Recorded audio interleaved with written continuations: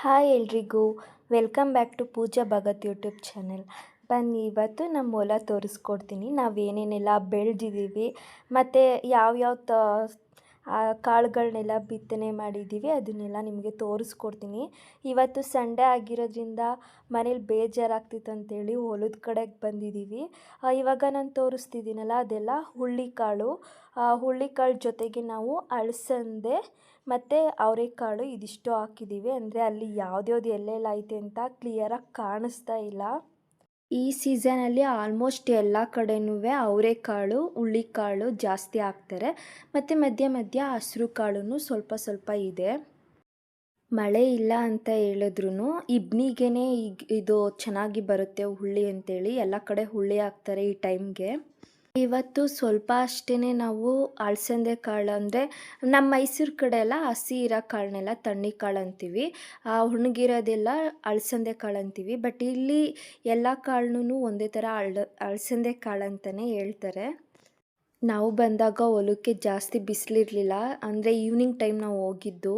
ಹಾಗಾಗಿ ಹೊಲದಲ್ಲಿ ಎಲ್ಲ ಕಡೆ ಓಡಾಡ್ಕೊಂಡು ಬಂದ್ವಿ. ಬಿಸಿಲಿದ್ದಿದ್ರೆ ಇಷ್ಟೆಲ್ಲ ಓಡಾಡೋದಕ್ಕಾಗೋದಿಲ್ಲ, ತುಂಬ ಬಿಸಿಲಿರೋದ್ರಿಂದ. ಇವಾಗ ಮಧ್ಯ ಮಧ್ಯ ಈ ಥರ ಸಾಂಬಾರ್ಗೆ ಹಾಕೋ ಸೊಪ್ಪೆಲ್ಲ ಇತ್ತು, ಬಟ್ ನಾವು ಕಿತ್ಕೊಳ್ಳಿಲ್ಲ. ಯಾಕೆಂದರೆ ಅವಾಗ ತಾನೇ ಔಷಧಿ ಹೊಡೆದಿದ್ವಿ, ಅದಕ್ಕೋಸ್ಕರ ನಾವು ಆ ಥರ ಯಾವುದು ಸೊಪ್ಪನ್ನ ಕಿತ್ಕೊಳ್ಳಿಲ್ಲ.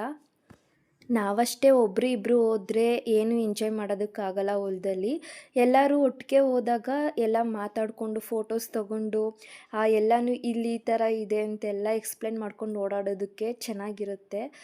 ಇದು ನಮ್ಮ ಹೊಲದಲ್ಲಿ ಕಂಬಳಿ ಹುಳ ಇತ್ತು, ಅದನ್ನ ನೋಡೋಂತೂ ನನಗೆ ಭಯ ಆಯಿತು. ಏಕೆಂದರೆ ಎಲ್ಲ ಗಿಡದಲ್ಲೂ ಇರುತ್ತೇನೋ ಅಂದ್ಕೊಂಡೆ, ಎಲ್ಲೂ ಇರಲಿಲ್ಲ, ಅದೊಂದು ಗಿಡದಲ್ಲಿ ಅಷ್ಟೇ ಇತ್ತು.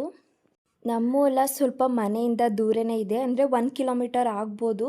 ಬಟ್ ಅಕ್ಕಪಕ್ಕ ಮತ್ತು ನಮ್ಮ ಮನೇಲಿ ಎಲ್ಲ ಏನಕ್ಕೆ ಬರ್ತೀರಾ, ಇಲ್ಲೇ ಇರಿ, ದೂರ ಐತೆ, ಏನಕ್ಕೆ ಬರ್ತೀರಾ ಅಂತ ಹೇಳ್ತಾರೆ.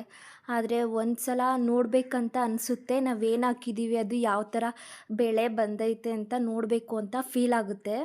ನಮ್ಮೂರಲ್ಲಿ ಕಾಡಿಲ್ಲ ಅಂತ ಹೇಳಿದ್ರು ಇವಾಗ ಹುಲಿ ಚಿರತೆ ಎಲ್ಲ ಬಂದಿದೆ ಅಂತ ಹೇಳ್ತಾರೆ. ಅಂದರೆ ನೋಡಿರೋರು ಇಲ್ಲಿತ್ತು ಅಲ್ಲಿತ್ತು ಅಂತ ಹೇಳ್ತಾರೆ, ಬಟ್ ನಾವು ಯಾರೂ ಇಲ್ಲಿ ತನಕ ಒಂದು ಸಲನೂ ನೋಡಿಲ್ಲ. ದಿನ ನಮ್ಮ ಅತ್ತೆ ಮಾವ, ನಮ್ಮ ಚಿಕ್ಕತ್ತೆ ಚಿಕ್ಕ ಮಾವ ಎಲ್ಲ ಹೊಲಕ್ಕೆ ಬರ್ತಾನೆ ಇರ್ತಾರೆ, ಬಟ್ ಒಂದು ಸಲನೂ ಅದನ್ನೆಲ್ಲ ನೋಡಿಲ್ಲ. ನನಗಂತೂ ಮನೇಲಿ ಇದ್ದಿದ್ದೆ ತುಂಬ ಬೇಜಾರಾಗುತ್ತೆ. ಯಾಕೆಂದರೆ ಮೊದಲೆಲ್ಲ ಜಾಬ್ಗೂ ಹೋಗ್ತಿದ್ದೆ, ಹೊರ್ಗಡೆ ಎಲ್ಲ ಓಡಾಡ್ಕೊಂಡು ಬರ್ತಿದ್ದೆ. ಇವಾಗ ಮದುವೆ ಆಗಿ ಮನೇಲಿ ಇರೋದ್ರಿಂದ ಎಲ್ಲಾದರೂ ಕರ್ಕೊಂಡೋದ್ರೆ ಸಾಕಪ್ಪ ಅನಿಸುತ್ತೆ. ನಾನು ಒಬ್ಬಳೇ ಇದ್ದರೆ ಯಾರೂ ಈ ಥರ ಕರ್ಕೊಂಬರಲ್ಲ, ನಮ್ಮ ಮನೆಗೆ ಯಾರಾದರೂ ಬಂದರೆ ಅಷ್ಟೇ. ಅವ್ರ ನೆಪದಲ್ಲಿ ನಾನು ಈ ಥರ ಹೊಲಕ್ಕೆಲ್ಲ ಬರ್ತೀನಿ, ಇಲ್ಲ ಎಲ್ಲಾದರೂ ದೇವಸ್ಥಾನ ಆ ಥರ ಹೊರ್ಗಡೆ ಎಲ್ಲ ಓಡಾಡೋದಕ್ಕೆ ಹೋಗ್ತೀವಿ.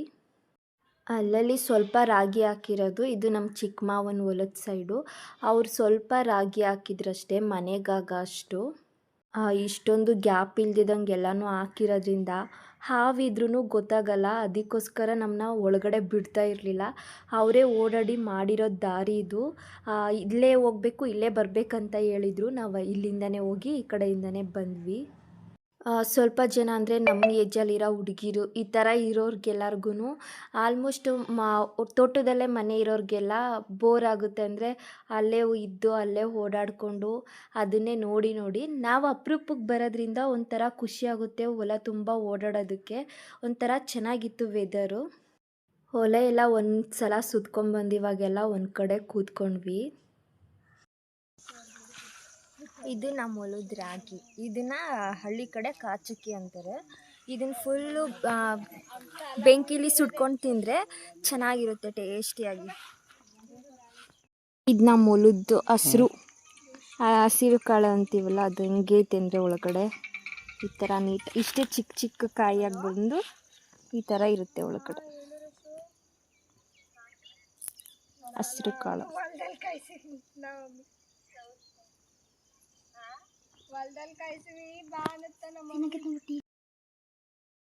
ಇವರೆಲ್ಲ ನೋಡಿ ಏನು ಮಾಡ್ತಿದ್ದಾರೆ ಅಂತ. ಅಲ್ಲಿ ರೋಜಾ ಸೊಪ್ಪುದು ಹೂ ಇರುತ್ತಲ್ಲ ಅದನ್ನೆಲ್ಲ ಕಿತ್ಕೊಂಡು ಕೈಲಿಟ್ಕೊಂಡು ಉಫ್ ಮಾಡಿ ಅದೊಂದು ರೀಲ್ಸ್ ಮಾಡಬೇಕಂತ ಅವರೆಲ್ಲ ಅದನ್ನು ಕಿತ್ಕೊತಿದ್ದಾರೆ. ಇವಾಗ ನಾವು ಹೊಲದಿಂದ ಸೀದಾ ಮನೆಗೆ ಹೋಗೋಣ ಅಂತ ಹೇಳ್ಬಿಟ್ಟು ಹೋಗ್ತಾ ಇದ್ದೀವಿ. ಇದು ನಮ್ಮ ಹೊಲದಿಂದ ಹೋಗೋ ದಾರಿ. ಸೊ ಈ ಸಲ ಎಲ್ಲರೂ ಜಾಸ್ತಿ ಜೋಳ ರಾಗಿ ಹುಳ್ಳಿ ಈ ಮೂರನ್ನ ಜಾಸ್ತಿ ಹಾಕಿದ್ರು ಊರಲ್ಲಿ. ನಾವು ಲಾಸ್ಟು ಅಂದರೆ ಇದು ಹಾಕೋಕ್ಕೂ ಮುಂಚೆನೇ ಜೋಳ ಮತ್ತು ಕಪ್ಪೆಳ್ಳು ಎರಡನ್ನೂ ಹಾಕಿದ್ವಿ. ಸೊ ಈಗ ಅದಕ್ಕೆ ಜೋಳ ಹಾಕಿರಲಿಲ್ಲ ನಾವು. ಇವಾಗ ಇವರೆಲ್ಲ ರೀಲ್ಸ್ ಮಾಡ್ಕೊಂಡು ಬರ್ತಾ ಇದ್ದಾರೆ ನೋಡಿ. ಇವಾಗಂತೂ ಚಳಿ ಇರೋದ್ರಿಂದ ತುಂಬ ಜಾಸ್ತಿನೇ ಕೋಲ್ಡ್ ಆಗಿರುತ್ತೆ ಹೊಲದ ಹತ್ರ ಎಲ್ಲ ಹೋದರೆ. ಯಾಕೆಂದರೆ ಎಲ್ಲಿ ನೋಡಿದ್ರೂ ಗ್ರೀನ್ ಕಲರ್ಫುಲ್ ಆಗಿರುತ್ತಲ್ಲ, ಸೊ ಎಲ್ಲ ಕಡೆ ಕೋಲ್ಡ್ ಆಗಿರುತ್ತೆ. ಬ್ಯಾಲದ ಮರ ಇತ್ತು ಬರಬೇಕಿದ್ರೆ, ಅಲ್ಲಿಗೆ ಎಷ್ಟೇ ಕಲ್ಲು ಹೊಡೆದ್ರೂ ಅದು ಬೀಳ್ತಾ ಇರಲಿಲ್ಲ. ಹೊಡೆಯೋ ತನಕ ಹೊಡೆದು ಎಲ್ಲ ಬೇಜಾರಾದಮೇಲೆ ಇವಾಗ ಮತ್ತೆ ನಡ್ಕೊಂಡು ಹೋಗ್ತಾ ಇದ್ದೀವಿ. ಇದು ನಮ್ಮದೆಲ್ಲ ಹೊಲ, ಬೇರೆಯವ್ರದ್ದು, ಅಂದರೆ ಹೋಗೋ ದಾರಿಲಿ ಸಿಗುತ್ತೆ. ಸೊ ಅವರು ಇಲ್ಲಿ ಸೇಮ್ ನಮ್ಮ ಥರನೇ ಹಸ್ರು ಮತ್ತು ಅಲಸಂದೆ ಕಾಳು ಹಾಕಿದ್ರು. ನಾವು ಹೋಗ್ಬೇಕಿದ್ರೇ ಹೊಲದಿಂದ 6 ಗಂಟೆ ಆಗಿತ್ತು. 6 ಗಂಟೆ ಆದರೂ ಅಕ್ಕಪಕ್ಕ ಯಾವ್ದ್ಯಾವ್ದು ಹೊಲ ಇದೆ ಅಲ್ಲಿ ಇರೋರೆಲ್ಲ ಇದ್ದರು. ಯಾಕೆಂದರೆ ಇವಾಗ ಅಲಸಂದೆ, ಹಸ್ರು ಕಾಳು, ಜೋಳ ಎಲ್ಲ ಬಿಟ್ಟಿದೆ ಅಲ್ವಾ, ಬೇರೆ ಯಾರಾದರೂ ಬಂದು ಕಿತ್ಕೊಟ್ಟೋಗ್ಬಿಡ್ತಾರೆ ಮತ್ತು ಹಸು ಎಲ್ಲ ಬಿಟ್ಟು ಮೇಯಿಸ್ತಾರೆ ಅಂತ ಹೇಳ್ಬಿಟ್ಟು ಯಾರಾದರೂ ಒಬ್ಬರಾದ್ರೂ ಇರ್ತಾಯಿದ್ರು.